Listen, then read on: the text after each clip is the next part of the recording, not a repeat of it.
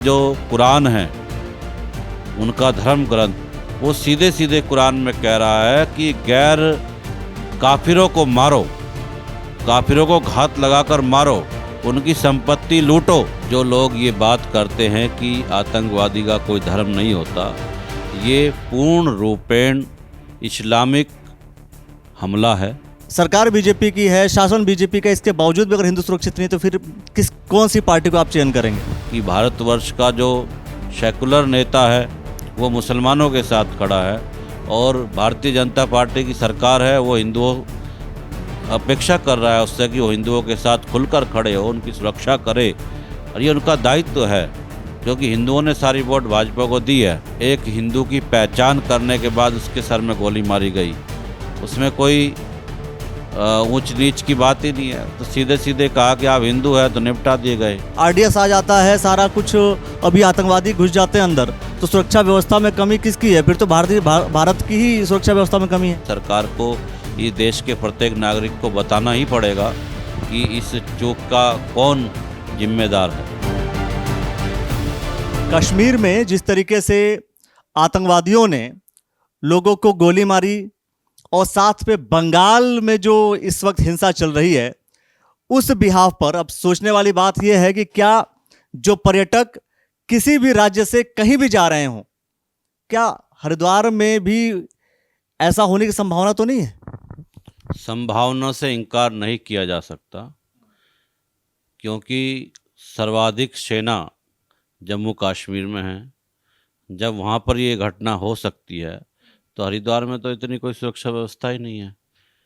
आज पूरा देश, भारत की आत्मा पर ये हमला हुआ है और पूरा हिंदू समाज भयभीत है क्योंकि एक प्रकार से हिंदुओं पर हमला है। जिस प्रकार से हिंदुओं की पहचान पूछकर उनके गोली मारी गई है, इससे प्रतीत होता है कि पूरे भारतवर्ष का हिंदू, जो लोग ये बात करते हैं कि आतंकवादी का कोई धर्म नहीं होता, ये पूर्ण रूपेण इस्लामिक हमला है, सोचा समझा हमला है। और हम सब जानते हैं कि भारतवर्ष पर अनेकों हमले ऐसे ही हुए जो कि पूर्व सरकारों ने उनको अलग ढंग से देखा, लेकिन ये मोदी सरकार है और मोदी सरकार के 11 वर्ष पूर्ण हो गए, उसके बाद भी जिस प्रकार से ये दुस्साहस किया गया, देश अब आश्वासन या स्टेटमेंट की प्रतीक्षा में नहीं है।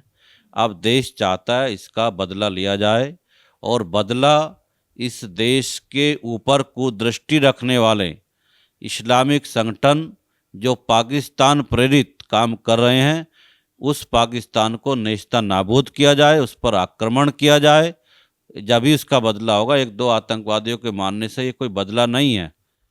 आपने कहा कि इस्लामिक संगठन जो पाकिस्तान प्रेम से प्रेरित हैं, क्या हिंदू संगठन नहीं है जो कि भारत के प्रेम से ओतप्रोत हों और वो रक्षा कर सके हिंदुओं की? देखिए, हिंदू संगठन शस्त्र उठाकर निहत्थे लोगों को मारने का काम नहीं करता और हिंदू समाज को संगठित करने का जो काम हिंदू संगठन करना चाहिए या होना चाहिए, इस देश में ऐसी संवैधानिक अनुमति नहीं है, आपको भी पता है। लेकिन सरकार को हिंदुओं को ये शक्ति देनी पड़ेगी, जैसे इजराइल में वहाँ का प्रत्येक नागरिक को शस्त्र लेकर सेना की तरह ही काम करते हैं, वो एक सैनिक के रूप में। आज छोटे से इजराइल ने, उनके भी निहत्थे लोग मारे गए थे और उन्होंने उसका बदला लिया। हम सब ने देखा किस प्रकार से लिया। भारतवर्ष को भी बहुत बड़ा देश है और हिंदू समाज भारत की सरकार के साथ है। संवैधानिक रूप से सेना, 3 सेनाएं हैं यहाँ पर और 3 सेनाओं के साथ साथ अर्धसैनिक बल भी है, स्टेटों की पुलिस व्यवस्था भी है। उसके बाद भी अगर हिंदुओं को ही शस्त्र उठाने हैं तो फिर सरकार को ये सेना चलाने का कोई औचित्य नहीं है। सवाल ये है कि मोदी जी क्या कमज़ोर हो गए हैं? मतलब बीजेपी शासन क्या कमजोर हो चुकी है? क्या सरकार जो अपने आप को हिंदू की सरकार कहती है, आप लोग भी कहते हैं कि हाँ बीजेपी का शासन रहेगा तो हिंदू सुरक्षित रहेगा, जितने भी संत समाज है सब लोग हैं, और मैं समझता हूँ रुपेंद्र प्रकाश जी ने कई बार चैनल पर भी कहा है, लेकिन सरकार बीजेपी की है, शासन बीजेपी का, इसके बावजूद भी अगर हिंदू सुरक्षित नहीं तो फिर कौन सी पार्टी को आप चयन करेंगे? इसकी जिम्मेदारी देखो सरकार की है, सरकार ने जिम्मेदारी ली भी है और सरकार से अपेक्षाएं भी हैं। निश्चित रूप से ये बात सत्य है कि हिंदुओं ने बीजेपी सरकार को चुना और हिंदुओं ने वोट किया। आज हिंदू समाज एक अपने आप को ये अनुभव कर रहा है कि अगर मोदी जी से जो अपेक्षा हिंदू समाज ने जो की थी, अगर वो उस पर खरा नहीं उतरते हैं तो वास्तव में फिर हिंदू समाज को किसी विकल्प पर विचार करना ही पड़ेगा। ये हम सबका साथ सबका विकास लेकर हम नहीं चल सकते। जिन लोगों ने संविधान तो सबका साथ सबका विकास की बात करता है, सबको एक साथ लेकर चलने की बात करता है। बात करिए, लेकिन संवैधानिक रूप से आपने देखा ना कि एक हिंदू की पहचान करने के बाद उसके सर में गोली मारी गई, उसमें कोई ऊंच नीच की बात ही नहीं है। तो सीधे सीधे कहा कि आप हिंदू है तो निपटा दिए गए। इसमें ये जाति नहीं पूछी गई। देखिए, जाति का विषय नहीं है ये, आप इसकी बहुत ही बारीकी से आपको समझना पड़ेगा कि इस्लाम की जो कुरान है, उनका धर्म ग्रंथ, वो सीधे सीधे कुरान में कह रहा है कि गैर काफिरों को मारो, काफिरों को घात लगाकर मारो, उनकी संपत्ति लूटो। तो इस्लाम से प्रेरित संगठन है और इस्लाम में साफ साफ लिखा हुआ है। और जिस प्रकार से उन्होंने पहचान पूछी है, पहचान पूछने का मतलब है दारुल हरब से दारुल इस्लाम बनाने का जो टारगेट है इस्लामिक संगठनों का, इस्लामिक टेररिस्ट ऑर्गेनाइजेशन जितने भी हैं, उनके अनेकों नाम हो सकते हैं, और जो लोग इस मिशन में उनके लगे हुए हैं, तो वो गैर जितने भी मुस्लिम लोग हैं, काफिर जिनको बोलते हैं, उनको मार रहे हैं, सीधे सीधे मार रहे हैं। वो भारत में ही नहीं, पूरे विश्व में ये अभियान चल रहा है उनका। सारे विश्व में, पूरा विश्व आज इस्लामिक आतंकवाद की चपेट में है। वो अमेरिका जैसा देश भी उससे नहीं बच पाया। तो भारत को इस बात को समझना होगा और सरकार को भी इस विषय को समझना होगा कि ये टारगेटेड काम हो रहा है और हिंदू उसके टारगेट पर है, क्योंकि भारत हिंदू बाहुल्य देश है और हिंदू बाहुल्य देश होने के बावजूद हिंदू को सदैव से निशाना बनाया जाता रहा है। हम लोगों ने, आपने देखा होगा, अक्षरधाम पर भी हमला हुआ, वो भी हिंदू मंदिर पर ही हुआ। अनेकों ऐसे हमले, भारत की संसद पर हमला हुआ। तो आज देश एक विशेष परिस्थिति से गुजर रहा है। इस परिस्थिति में भारत सरकार को इस आतंकवाद की फैक्ट्री पाकिस्तान को समाप्त करने का संकल्प लेना होगा। और भारत का हिंदू समाज, अगर सुनिए, मैं कह रहा हूं कि अगर मान लीजिए पाकिस्तान से आतंकवादी भारत में घुस जा रहे हैं तो भारत की सुरक्षा व्यवस्था में कमी है, इसका मतलब? देखिए, सुरक्षा, कांग्रेस पार्टी आरोप इस बात पे तो लगा रही है कि भाई बीजेपी आई थी इसीलिए ताकि सुरक्षा व्यवस्था मजबूत रहेगी, लेकिन आरडीएस आ जाता है, सारा कुछ, अभी आतंकवादी घुस जाते हैं अंदर, तो सुरक्षा व्यवस्था में कमी किसकी है? फिर तो भारत की ही सुरक्षा व्यवस्था में कमी है। सुरक्षा में चूक तो हुई है, निश्चित रूप से चूक हुई है।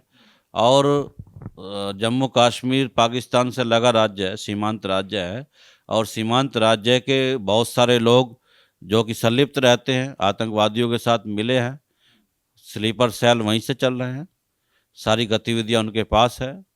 तो आज कहीं ना कहीं सुरक्षा व्यवस्था या चूक पर इसमें सरकार की जवाबदेही बनती है। सरकार को इस देश के प्रत्येक नागरिक को बताना ही पड़ेगा कि इस चूक का कौन जिम्मेदार है। आखिरी सवाल कि जब बांग्लादेश में हिंदुओं के साथ गलत हो रहा था और पूरा सोशल मीडिया पे चल रहा था, तो उस वक्त नरेंद्र मोदी जी ने भी कहा था कि भाई वहाँ पर ऐसा नहीं होना चाहिए, इंटरनेशनल मुद्दा बना। और यहाँ पर मैं समझता हूँ कि भारत में कई सारे कार्यक्रम किए गए कि हम बांग्लादेश के हिंदुओं के साथ हैं, लेकिन जब वही कुछ दूरी पर बंगाल में हो रहा है तो वहाँ के लिए कोई कार्यक्रम आयोजित नहीं है, उसको जागरूक करने के लिए कोई भी सामने नहीं आ रहा है, ना ही संत समाज सामने आ रहा है, ना ही सरकार सामने आ रही है। देखो, संतों का तो सारा जीवन ही सनातन धर्म के लिए है, और जिस प्रकार से बांग्लादेश में भी हिंदुओं के साथ क्रूरतम व्यवहार किया गया, उनकी संपत्ति लूटी गई, उनके घरों को बेघर किया गया। ये सरकार का उत्तरदायित्व है कि वहाँ पर तुरंत राष्ट्रपति शासन लगाया जाए। हम लोगों ने ज्ञापन दिया है जिलाधिकारी के माध्यम से राष्ट्रपति को, तो राष्ट्रपति शासन लगने से वहाँ पर हिंदुओं का जो जान माल है उसकी सुरक्षा सुनिश्चित की जा सके। आज ये दुर्भाग्य है कि भारतवर्ष का जो सेकुलर नेता है वो मुसलमानों के साथ खड़ा है, और भारतीय जनता पार्टी की सरकार है वो हिंदुओं अपेक्षा कर रहा है उससे कि वो हिंदुओं के साथ खुलकर खड़े हो, उनकी सुरक्षा करे, और ये उनका दायित्व है क्योंकि हिंदुओं ने सारी वोट भाजपा को दी है, ज़्यादातर लोगों ने। तो इसलिए केंद्र सरकार से ये समाज एक गुहार लगा रहा है कि केंद्र सरकार जिस प्रकार से निर्मम हत्याएं, माँ बहनों के साथ बलात्कार, उनकी हजारों करोड़ों की संपत्तियों को सुहा कर दिया गया रातों रात, तो वहाँ पर राष्ट्रपति शासन लागू हो और ऐसे जिहादियों को चुन चुन कर उनके ऊपर कड़ी कार्रवाई की जानी ये अपेक्षित है। ठीक है, देखते हैं कि बंगाल में राष्ट्रपति शासन लागू होता है कि नहीं होता है। कुल मिलाकर के सबका ये कहना, भाई बीजेपी जो है हिंदुओं की सरकार है, हिंदुओं ने भारतीय जनता पार्टी को वोट किया, सरकार बनी, नरेंद्र मोदी जी बने, लेकिन समाधान कुछ उस तरीके से निकल नहीं पा रहा है। बांग्लादेश को लेकर के लोग सड़कों पर थे, लेकिन बंगाल को लेकर के कोई सड़क पर नहीं है। प्राचीन अवधूत मंडल आश्रम के पीठाधीश्वर और साथ में महामंडलेश्वर स्वामी रूपेंद्र प्रकाश जी ने जो बातें कही हैं, उन बातों को लेकर के क्या कुछ आप कहना चाहते हैं वो आप हमें कमेंट सेक्शन के माध्यम से प्रतिक्रिया जरूर दीजिए, और कितना आप इन बातों से सहमत हैं या कौन सी बात है जो आप जिन बातों से आप असहमत हैं वो भी आप खुल करके प्रतिक्रिया दीजिए, लिखिए, बताइए, वीडियो को शेयर कीजिए और देखते रहिएगा आप लोग द न्यूज़ वाला नेटवर्क। बहुत बहुत शुक्रिया, बहुत बहुत धन्यवाद।